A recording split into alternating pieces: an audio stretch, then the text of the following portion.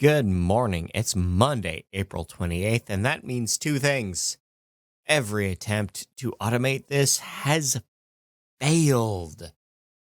And it's time for the lighting industry news brief brought to you by Keystone Tech and the direct drive emergency tube. It is certified under UL Type B. It's certified under UL 924, which means that it has a battery on board. It has color selection on board, and it has a lot of great features. It's everything you want from a Keystone Tech tube, but for emergency lighting, you can get that link to that product in the description. Anyway, let's move on to the news, because Visionaire claims that their buyout from Nature's Miracle, a press release I repeated for sure, among others, but it's not happening, or at least not happening as Nature's Miracle's press release says. More details as we have more details. On the tariff side of things, the White House has indicated that there is a possibility of reductions on tariffs on Chinese goods. Whether that's just coming down on percentage-wise or, again, new categories, unclear. Stay tuned till next week when I explain all this again. StarTech has announced that there will not be any price changes related to tariffs, and Funimation is calling on the United States government to offer them new tax credits to compensate them for the tariffs that they have recently occurred. Acuity is reporting, or staffers at Acuity, former staffers at Acuity, are reporting layoffs on site. Rexel has sold off their Finnish business, with Allcell buying local operations for $291 million US. Q1 at ABB shows revenues up 1%. Q3 at LSI shows sales up 22%, with revenues being flat, but they will maintain a dividend of a nickel per share. We have sales down at Signify, only $1.64 billion per quarter. That's the lowest they've been since COVID. We have Q1 at Graybar showing $2.94 billion in sales. We have a new report from the Department of the Interior that shows that their accelerator program for infrastructure projects, that wind and solar projects are being left out of that permit reform. We have a new federal executive order on apprenticeships. This order from the executive branch is saying that the Departments of Labor, Education, and Commerce will be working to modernize workforce programming, encouraging people to enter the trades. McNaughton McKay has unified their branding with 5 companies operating under different logos and labels and names, now just being under the McNaughton McKay Group brand. Prismian has released their sustainability report with a check-in on 2024 projects and new goals through to 2028. Lutron has a new website. It's nice. Walmart is set to renovate 650 stores, which means that there will be new lighting in stores spread across 47 states. Graybar is now a top place to work per flexibility and values per the Energage workplace study. Southwire has been named a great place to work for women. This is based on a consulting group called the Blante Insight Group. ABB and Eaton have scored a rating on climate change transparency. This is from the Carbon Disclosure Project. In legal news, the U.S. Lighting Group's owner, Paul Spivak, will now serve 17 years in prison for securities fraud, pending appeal. He was manipulating stock price previously, and we'll see how that appeal goes. Signify has launched a new lawsuit against Nanoleaf concerning 5 patents. Nanoleaf makes cool RGB panels for nerds like me. I've got some over there. I like them. But that lawsuit is pending. In rep agency updates, Lightspec has bought Gormley. In events news, May 16th is the International Day of Light with UNESCO events planned. In IoT news, Leviton has completed their fiber optics plant expansion, with their North Carolina facility doubling in size. SiteLogic has bought Path. The energy service and solutions company has bought the school and municipals contract specialists.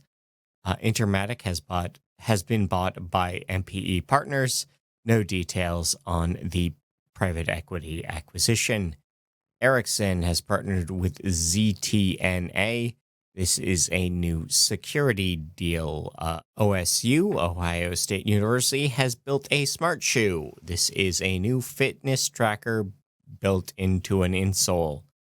On the research and development side of things, we have a better flexible perovskite LED. This is coming from a team of Chinese researchers, and they have a better bendable electrode structure. Link Kopug has built a cheaper, more sustainable perovskite LED. This might be brighter, might be more vivid, it might be cheaper to make, and will probably end up in displays first. The UK has launched a new study to plot out the sun. This is a geoengineering thing. Hopefully it doesn't come to fruition because geoengineering is very fraught. And the federal government, specifically out of the executive branch, has canceled new funds for an existing study from the Government Services Administration. They were going to reaffirm a study about circadian lighting, but now that second study is not going to happen. That's how it went down. On the dark side of things, Nailed and the Soft Lights Foundation have partnered on the Restoring Darkness podcast going forward. We have a new study calling for the reduction in brightness in ICUs. We have a Norwegian study calling for the limitations on blue wavelengths in psych wards. We have a new study linking sleep quality linked with recovery quality in coronary care. Childhood light pollution has been linked with thyroid cancer later in life. Circadian disruption has been linked with binge eating in mice. Circadian alignment has been linked with muscle growth in Atlantic salmon. German researchers have found a link between metabolism, sleep, and quality of life in fruit flies. We have light pollution being linked with blooms in toxic algae. And we have a not sponsored link, but Cree has rolled out a 1900K LED with only 2% blue spectra.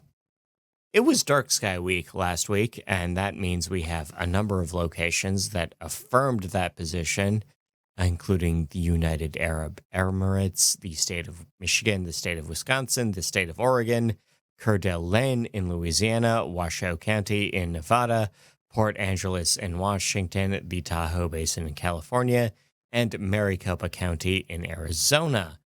That's not all of them. Those are just the ones I found. We have the Grand Canyon Conservancy presenting on conservation. We have Jasper National Park in Alberta studying ways to improve their fall festival for astrotourism. Stockholm, Sweden has formed a nature preserve specifically for bats. It's still migration season, which means we have lights out in Louisiana and lights out in the state of New York as well. The Marco Islands in Florida hosted a turtle safety open house, as did Anna Maria Island in Florida. In Las Vegas, Nevada, the municipality is taking a proposed Latter-day Saints temple to the state Supreme Court to manage their uplight. In Texas, the town of Fairview has reached a compromise with their proposed LDS temple. In Palo Alto, California, they're moving ahead with a lighting ordinance exterior-wise. In Big Bend, Texas, their new lighting ordinances are already working. Tatum County, Wyoming has been recognized as a dark sky community. Diamond Mountain, Arizona has been certified under the Dark Sky International Logging Program. as has Kestrel Nest Eco Hut in Australia, on the campus of University St. Anne. Their track and field and soccer field, their lighting has been certified under the Dark Sky International Sport Lighting Project. That's the first for a non-US group. Horticulturally, the U of T Scarborough has tested new harvestable walls. Canatrol is opening a new office in Denver, Colorado, and we have a quarterly dividend declared at Scott's Miracle Grow. In recommended reading, Border States has updated their supply chain update. We have the history of IoT-based access control. We have what you shouldn't do with landscape lighting, what you should do in terms of maintenance for your architectural lighting, the answer as to whether or not yellow bulbs still work on bugs, whether or not your all-night porch and yard lighting is helping your security. We have what breaks down barriers in healthcare projects. We have the question of how rare are rare earths? Why are restaurants so dim? Why do LED bulbs glow after I switch them off? And a question of a case study of the All Saints Church in Earls Barton. In local news, Hydro-Quebec has announced 10 billion Canadian dollars in projects over the next 10 years. Nevada has announced new funds for safety. Halifax, Nova Scotia needs UV lamps for their water treatment plant, so they need to dump wastewater directly into the harbor. Halton, Ontario Police Department is seeking information about lighting store robbers. We have federal cuts to grants programs hurting Iowa museums, libraries, and cultural nonprofits. The New Mexico State University has begun new lighting projects. New Orleans, Louisiana has relit the French Quarter. The Utah Department of Transportation is working on intersection visibility. Riverton, Wyoming has relit downtown. Mercer County, West Virginia schools are budgeting for facility upgrades. We have rebates pending for Grand Rapids, Michigan schools. Forsyth, California is swapping their ceiling fans for just plain old light fixtures at City Hall. We have renovations planned for the enlisted housing at Fort. 3 different names in the past 4 years. I can't keep track no more. The feds have cut funds for RGB decorative lighting at a New Jersey dock bridge, and New York has earned an energy distinction. Internationally, Signify has affirmed their commitment to the Chinese domestic market, and Cologne Cathedral has switched to LED. In sports news, Nissan Stadium has picked their partner in terms of energy management. That is Schneider Electric. That is home to the Tennessee Titans. The Bank of America Stadium in Charlotte, North Carolina has secured rezoning, which means their lighting will go ahead. In People News, Signify has appointed Zelenko Koznovic as their interim CEO. Tony Davidson has announced his retirement as president and CEO of Europhase. Joe Bokelman has been named regional salesman at SGM Lighting. Pete Lena has been named CEO at ETI Lighting. The Dali Alliance has expanded their board. And in projects, we can learn about a 6-legged robot that will help you find your way to the bathroom in dark hallways. It'll follow you. How to hack an e-bike light. How to build a LiDAR scanner. A 24 gigahertz radar module for sensing. How to build how to build a sensor with a refractive index. How to build a wireless telephone per the rules of the 1880s. How to make your own AI home assistant, or just make any home assistant out of a potato. I've been Scott Wachter. I want to thank you for your time, for your attention. Enjoy your week. Enjoy the music. See ya. I've been waiting for this, and it couldn't have come soon enough. Not soon enough. I've been losing sleep for days,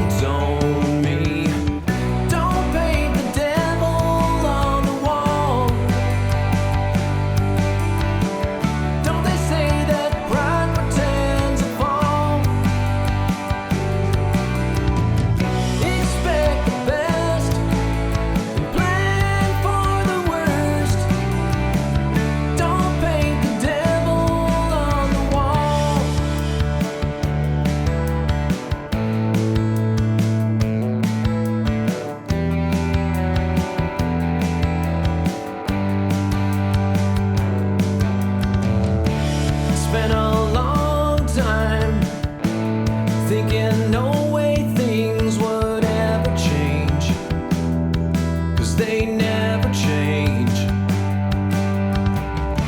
There's nothing further from the truth, nothing lasts